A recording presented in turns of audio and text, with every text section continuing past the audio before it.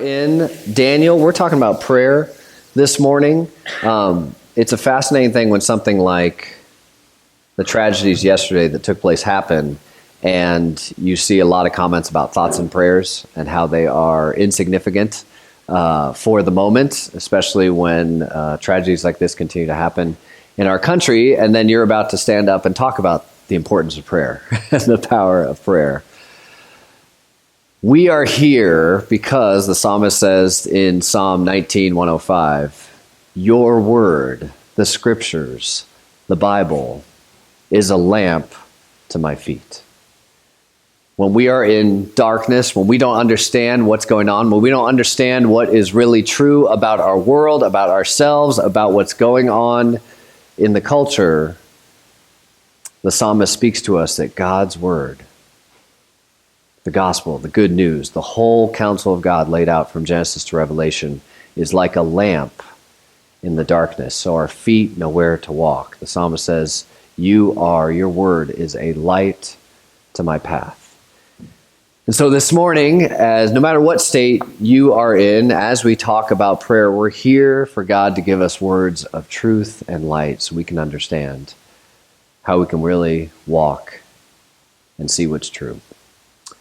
So this is an encouraging story. It's probably one of the most famous, certainly in the Old Testament. Lots of kids know it because it is so cool and it's got lions in it and things. So it's meant to be an encouraging message. And I'm hoping this morning it will be an encouragement to us to seek God in connection, in prayer, and in calling out to Him.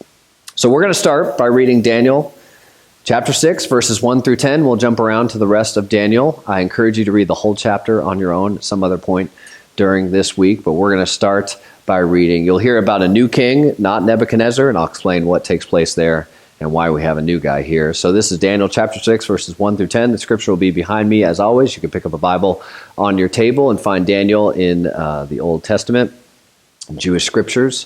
And you can also see a link at the bottom of the bulletin as always and put it into your smartphone if you want to do that. This is Daniel chapter 6, 1 through 10. It pleased Darius to set over the kingdom 120 satraps, to be throughout the whole kingdom, and over them 3 high officials, of whom Daniel was one, to whom these satraps would give account, so that the king might suffer no loss. Then this Daniel became distinguished above all the other high officials and satraps, because an excellent spirit was in him. And the king planned to set him over the whole kingdom. Then the high officials and the satraps sought to find a ground for complaint against Daniel with regard to the kingdom, but they could find no ground for complaint or any fault, because he was faithful, and no error or fault was found in him. Then these men said, we shall not find any ground for complaint against this Daniel unless we find it in connection with the law of his God.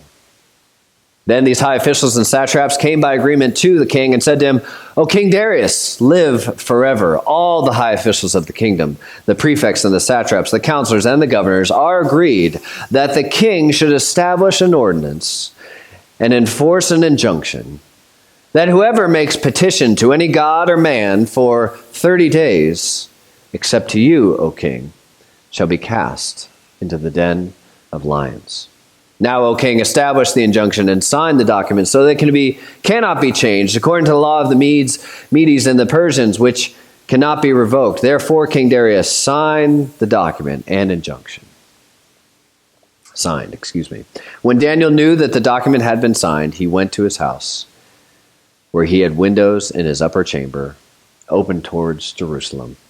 He got down on his knees 3 times a day and prayed and gave thanks before his God, as he had done previously. This is the word of the Lord.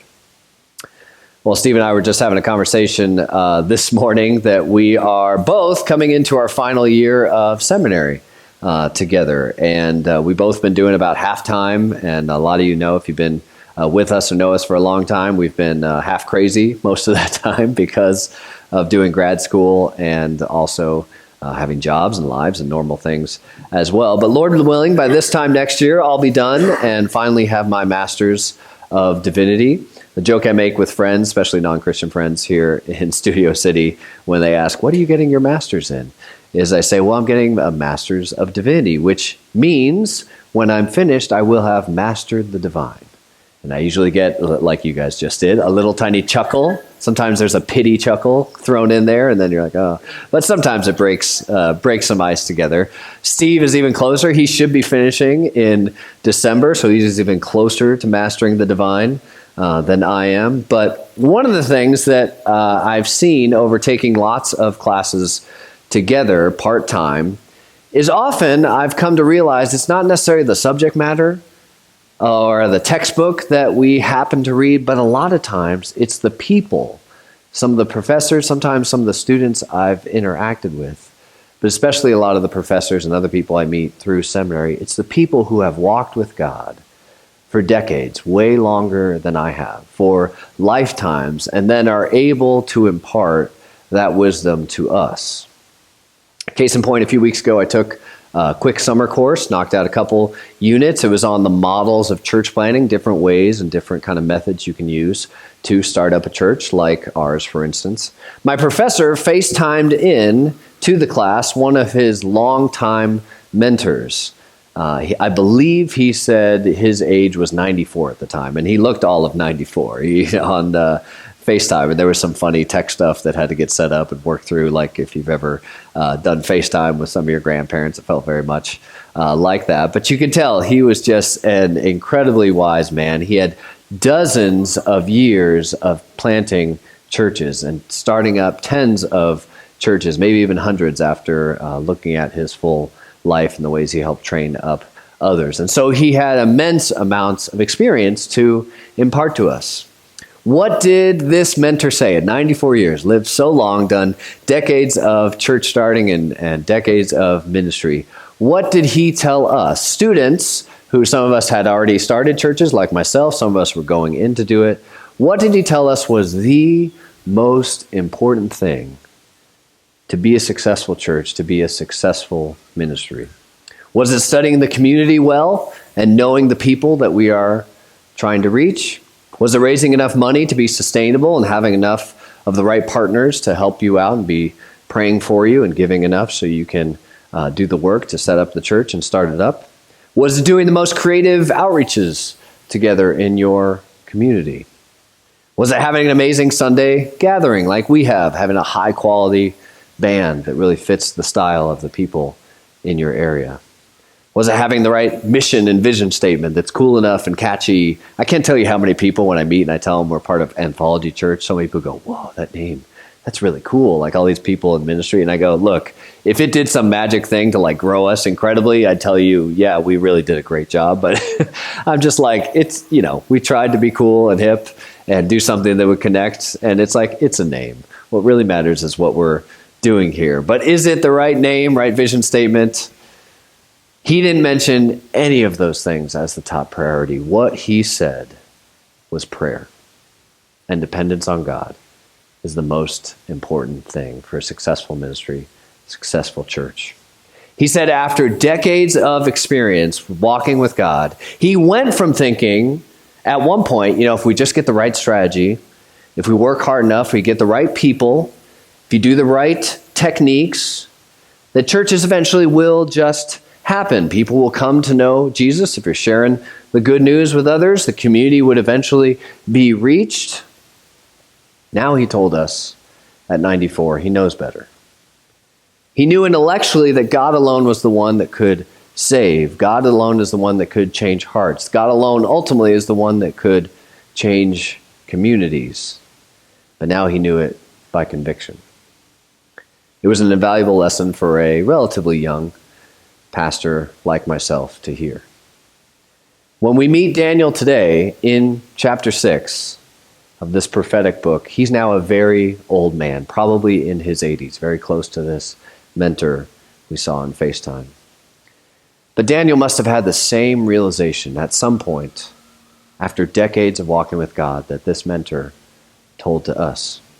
Nothing is more important in the long run than being connected with God through prayer.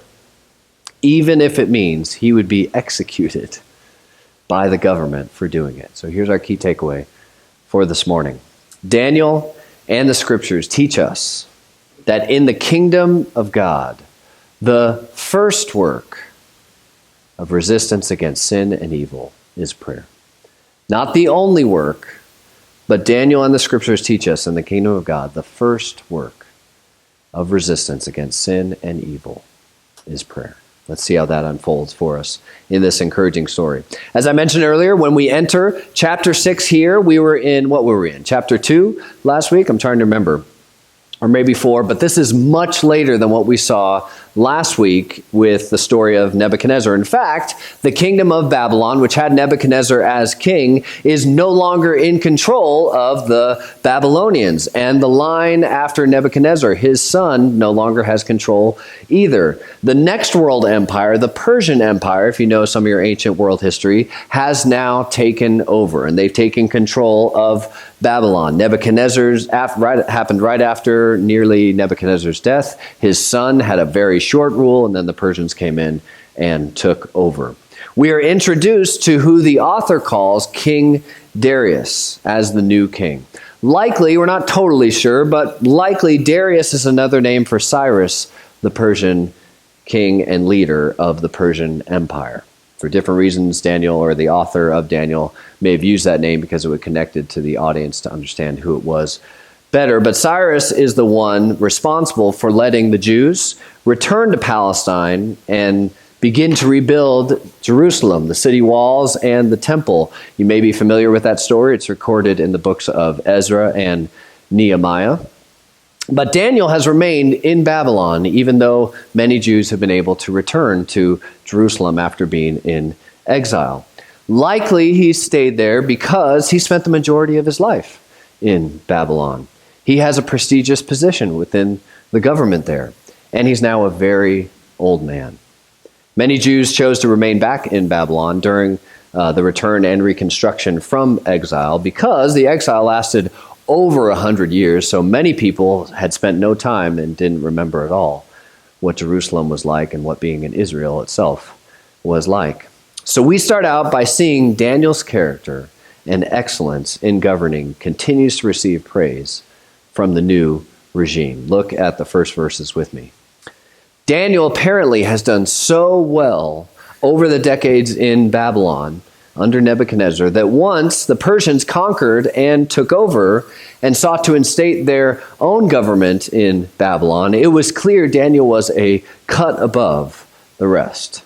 Darius apparently is so taken with him and taken with his leadership and likely would want to ingratiate himself to the Babylonians, say, hey, we want to throw you a bone, so we're going to put in someone who you guys trust and has done a good job for you. So he seeks to appoint Daniel as the top official over the whole kingdom. You can see that in verse 3 there. Well, you can probably imagine how this went for the other officials who were Persians and had been long-time officials in the Persian kingdom. Babylon has been a great city and a great empire, and now it's been conquered, and they're looking for their chance to get a piece of the leadership pie. And apparently Darius is going to appoint some foreigner into the highest position. Lest we think politics being a dirty game is only a recent thing, they decide to figure out, we need to find some dirt on Daniel. We need to find something that is going to be so damaging for him so we can get him out of there, and then Darius will clearly ask one of us to take his place and be over the whole kingdom. Here's the problem we find out, though. They can't find any dirt on Daniel. See that in verse 4. The author says, he was faithful, and no error or fault could be found in him. This isn't what we're focusing on today specifically, but Daniel gives us an incredible model for how if you are in here and you're a follower of Jesus, how we should seek to do our work, no matter what area or field you are in, or if you are stay-at-home or full-time parent. No matter what your job is or what your vocation is, whether it's a janitor, accountant, stay-at-home parent, actor, teacher, administrator, anything in between. Our goal should be that when people see our quality of work, when people see the character that we have on display, they would say about us, she was faithful, and no error or fault could be found in her. Christians should be those people who try to do their best, the best job they can do with the highest quality of character, because we know the God who himself is excellent. We know the God who has given us work, not as a curse, but as a gift. We know a God who has made all of our coworkers in his image just as much as we have been made in his image. We know a God who has sent Jesus to rescue and save them just as much as he sent Jesus to rescue and save me. And we know a God who is a judge over all our character and all our sin. So we of all people should seek to be those about whom people can say when they think about us, he was faithful and no error or fault was found in him. Great thing to try and achieve and model to try and hold up to. Well, we're told in verse 5 that since they can't find any dirt on Daniel, has done such a great job and his character is so impeccable, they will go after something else. What's the tactic they will use? They're going to go after his religion. You can see how their shrewd plan unfolds in the following verses, starting in verse 6. They get Darius to agree to a 30-day law that says no one can pray to any god or any other man. Likely the reference to any other man is any other type of priest. For a ruler of a new region over this once great empire, trying to install his own leadership, this likely was not Darius trying to claim that he himself was divine. If you fast forward to the New Testament Roman Empire, a lot of times Caesar would claim he was divine in some sort of manner. This is probably not what Darius is doing here. Rather, this was seen, especially because it had a 30-day limit, this was most likely seen as the officials going in and saying, look, you should just be the one for 30 days that everyone sees as the main guy. You are the main mediator. Don't go to any other priest. Don't go to any other god. It's now coming through you. It's just for 30 days, and it'll kind of bring everyone onto your team, Darius. That's most likely what he was thinking. It was probably more a political move than necessarily a religious one in the eyes of Darius, especially when we see how Darius reacts to the news later. But think about what this attack on Daniel meant. It meant Daniel's faith and practice of his faith was not hidden at all, right? This attack would totally fail if no one knows what Daniel's religion is, and no one knows how he practices it or where he does or when he does. If Daniel was always silent about his faith, then the officials would have no idea to even try this plan in the first place. Evidently, Daniel sees no contradiction in living out his faith in public, his closely held beliefs, following and trusting and obeying his God, being honest about his faith and practice wherever he goes, and working in a non-Jewish society, one where likely often the morals and values are out of step with his own religion. Again, Daniel is a great model for us. This is even before we get to prayer. Christians should be known, followers of Jesus should be known as people who follow Jesus, right? We should be known by our coworkers, by our neighbors, as those who worship and gather on Sundays together, sometimes other days of the week as well, right? We should be known as those who love our neighbors as ourselves. We should be known as those in public at our workplaces as those who care about the poor and the vulnerable, the orphan, the migrant, the refugee.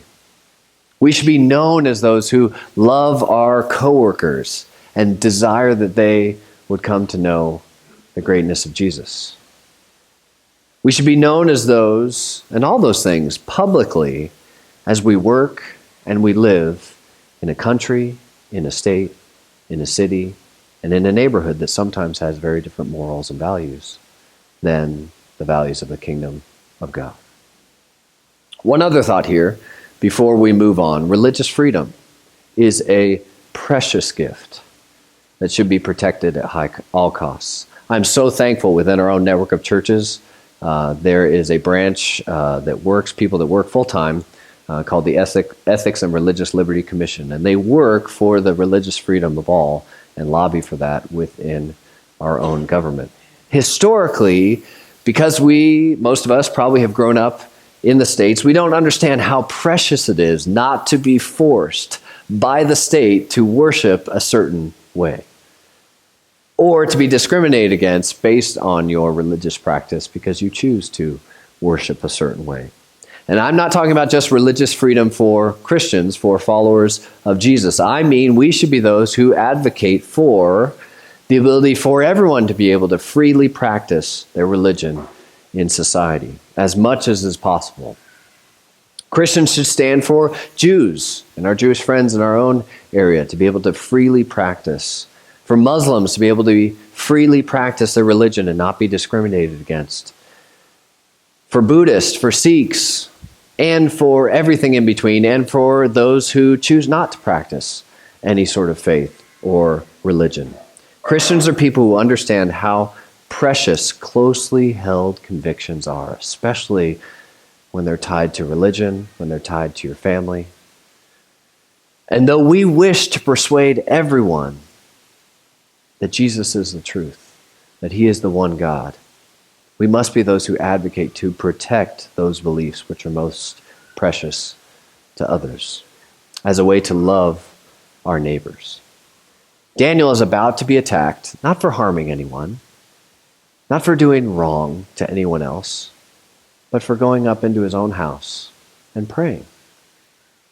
What an awful thing to be compelled against what you hold most dear in seeking to obey God. I'm thankful Baptists have a rich history in this. We're connected to a Baptist ministry. If you go all the way back to the colonies, Rhode Island was predominantly controlled in government by those who were Baptists, and Rhode Island was the first colony of all 13 that had religious freedom, that said you don't have to worship a specific way. If you went to Virginia, it was the Church of England. If you went to other places, you had to practice a certain way. And the Baptists said, no, you should be able to do what you want, worship how you want. And whoever it is, we should continue that tradition as much as we can today. Okay, let's see how Daniel responds to this threat and get to the main chunk of today. We have a new law that's been enacted. It's only for 30 days, but it's illegal for him to pray to his God. So that if he does pray, it's not just illegal, not just going to get thrown in jail, not just going to get a fine, he is going to be sentenced to death, to be torn to shreds by, we assume, vicious lions. We see his response in verse 10. It is wild. When Daniel knew that the document had been signed, he was watching C-SPAN, and then it went through, C-SPAN Babylon, and went through. What did he do? He went to his house where he had windows in the upper chamber. He got down on his knees 3 times a day and prayed and gave thanks to his God as he had done previously. In that day, upper rooms meant you were probably a person of great means to have 2 stories.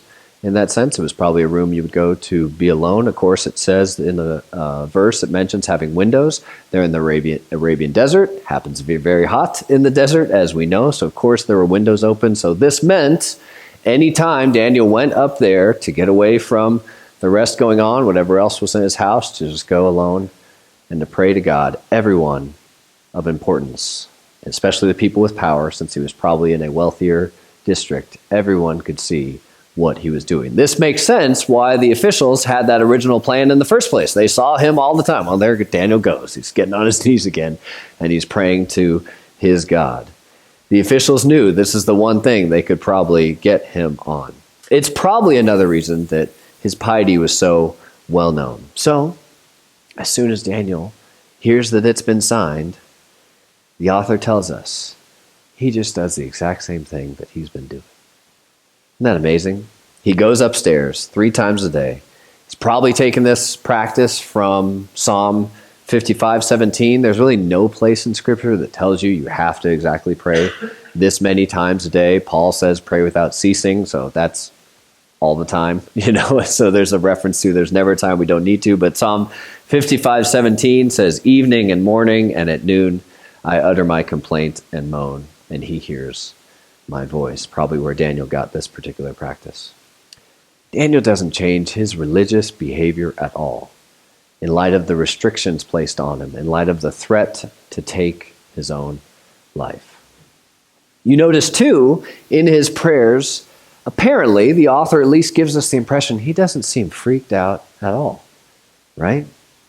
The author tells us Daniel thanked God, as he always did before. This is Daniel's act of resistance, right? A lot of times people now upset at those in power today talk about we're part of the resistance, right? You hear this if you watch the, pop culture now, if you watch the new Star Wars movies that have Rey and Finn and Poe, they're part of the resistance, right? That's against not the Empire now, but the, what's the new ones? There you go, First Order, there we go. This is Daniel's act of resistance. His resistance is prayer. What do you believe you really need today? Think about that question. What do you really need today? Is it rest? Is it a vacation because you're exhausted? Is it kids who will just sleep like they should and not get up at the crack of dawn and drive you crazy? What do you believe you really need today? Is it money? Is it solid finances? Lord knows we all feel this often. Is it better health? Of course, we have several people we know in Anthology suffering from chronic illnesses or cancer. For Daniel, it would be very easy for him, wouldn't it? For him to go, this is just 30 days. What I really need to do is just lay low, just pray in my head. I can pray in my head. God will hear my voice. Not going to be a big deal. Others won't know. After the 30 days, I'll just survive. Clearly, God wants me to live. And it won't be a big deal. We would all understand that impulse from Daniel, wouldn't we? But apparently, Daniel was convinced he needed something more than his own safety.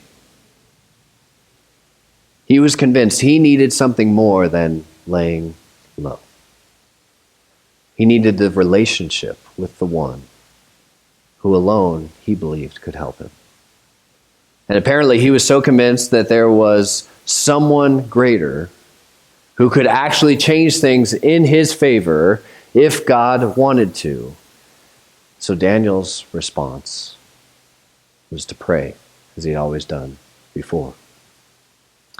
This is what prayer is in many ways. There's a lot of things we could say about prayer. There's a lot of ways you can do it. But prayer at its heart is the conviction that my connection with God, my relationship to Him, my dependence on Him, on His strength, on His nearness, on His power, on His help, on His goodness is what I truly need. At the core of me, I need it more than safety. I need it more than rest. I need it more than my kids being quiet for 5 minutes and not yelling. I need it more than financial help, even more than my own health.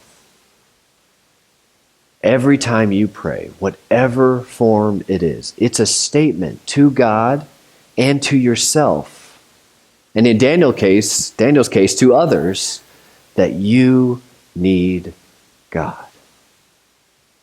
And prayer is a belief that there is a God who is a loving Father, who wants you more than He wants your requests,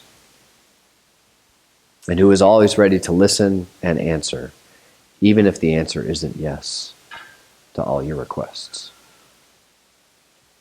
So let me ask, how do you pray? Do you have a regular pattern or time of day that you choose to pray? This is all I want you to do. If we have one takeaway for this week, this is what I want to challenge you all to do and what I'm challenging myself with as well. I want to challenge you to take one step, to add one time, one moment in your day, one rhythm of prayer to your daily life. This can be taking time in your car. If you have a commute by yourself, you can do it with others as well, but you may have a commute that you take. Taking some of that time. It could be before you get out of bed. I know I personally, I'm a zombie until I get some coffee in me, so my prayers would be like mumbling until I get caffeine in me. But you may be a morning person, you wake up and in your own bed, that might be a great time for you to do it. Could be before you go to bed. If you already do those things, could mean adding some other time. If you're married or dating, have a significant other, if you have children or roommates who are also followers of Jesus, could mean adding a time in prayer with them that you don't already do. Doesn't have to be long, doesn't have to be short. You could grab a journal. I do this all the time. I used to do it a lot more, and then seminary came along and I'm crazy. But I used to love just getting a simple $10 journal from Target, Amazon, whatever, and I just write my prayers. Here's what's going on with me, God. I need you today. I trust you. Sometimes it's short, sometimes longer. Helped me personally to focus on prayer as I wrote it down, because otherwise my mind goes off in 50 billion directions. That could be one way. You could get on your knees. You can go for a walk. You can pray out loud. Be careful who's around you. They might think you're weird. But if you're by yourself and you have your own privacy, you can do that. Open the Psalms. If you don't know what to pray, one of the best things you can do, just open the Psalms and start praying what you see in the Psalms. Psalm 119, that verse I quoted, your word is a lamp unto my feet. God, help me.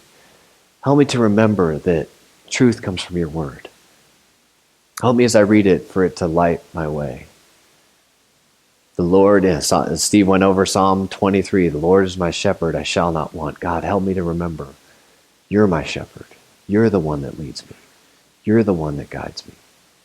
Even though I walk through the valley of the shadow of death, I will fear no evil. God, here's all the things I'm walking through right now.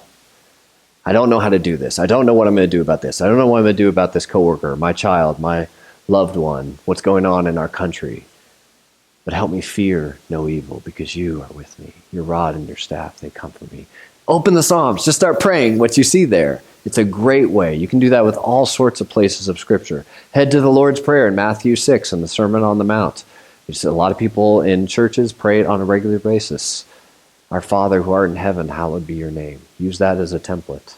Whatever you do, I'm asking you this week, take one step, one thing to add in a step of prayer into your life. One thing the mentor challenged us as people in ministry, as people trying to start churches, he said he's been praying Luke 10:2, which is up on the screen as well at the bottom there. And Jesus says to his disciples, the harvest is plentiful, but the laborers are few. Therefore, ask the God of the harvest to raise up laborers and send them out into the harvest. Get this wild request. God says, the laborers are few, the people who are working in Jesus' kingdom to bring people to know him and open people's eyes and bring people to the love of God, they're few. Therefore, don't work harder, don't go do more stuff, pray. Ask God to raise up laborers. So I set a reminder on my phone. Every day recurs at 10:20 p.m. because I'm usually up at that time. It goes off, says, pray Luke 10:2. And I say, Lord, raise up laborers for the harvest for Studio City. I ask that you would bring people here to know yourself. Join our church, join other churches, and help people come to know you. Lots of things you can do. Lots of resources, if you'd like, we could point you towards. But find one thing this week to add in prayer in some form to your life. Let's wrap up our story as we close here. What makes Daniel's story so amazing, probably why it's done so much in kids' classes and things, is that he continued in prayer, in resistance, not after God had given him some incredible assurance like, don't worry, Daniel, and he sends an angel down and says, hey, chill out. I'm going to show up in big power. Don't worry, I'll stick you in with the lions. The angel will go pew, pew, pew, and all the lions will fall asleep. You'll be good. Don't worry. Just keep praying like you are. He gets no such assurance from God, and yet he still says, I need God. I need him more than I need my own life. And if my own life is taken from me, so be it. I'll have God. The officials, of course, get what they want. Daniel, they go, ha, idiot, goes back up. He fell right into our trap. He is going to get it. They run to King Darius. They tell him Daniel has defied the new law. He's praying to his God. Therefore, he's got to be thrown to the lions. The king realizes he has been set up. See, his reaction has anguish. If you read the story and read the verses in there, he has anguish over what he's done to Daniel. He thinks Daniel is great. He apparently never wanted to limit Daniel's faithfulness to his God, but he realizes he's been tricked. And in the Persian law, apparently, not a good law here, I'd say, but if the king made a decree, you could not reverse it. It was irreversible. And so he has no choice except to throw Daniel into the lions. And he gives one last wish and says, Daniel, may your God save you, who you trust in, as he goes into the pit with the lions. The author takes us through, it's great tension here, but the author then takes us through into King Darius's night. We don't go into the lion's den and find out what happens while Daniel's in with the lions. We are taken in with King Darius. It says Darius has a sleepless night. He cannot sleep. He's so stressed out. How is Daniel doing? The author takes us through the tension of what happened to Daniel as he was thrown in. And then the morning comes, verse 19. At the break of day, the king arose from his restless night, went in haste to the den of lions. As he came near to the den where Daniel was, he cried out in a tone of anguish. The king declared to Daniel, O Daniel, servant of the living God, has your God, whom you serve continually, been able to deliver you from the lions? And Daniel said to the king, O king, live forever. My God sent his angel to shut the lions' mouths, and they have not harmed me, because I was found blameless before him. And also before you, O king, I have done no harm.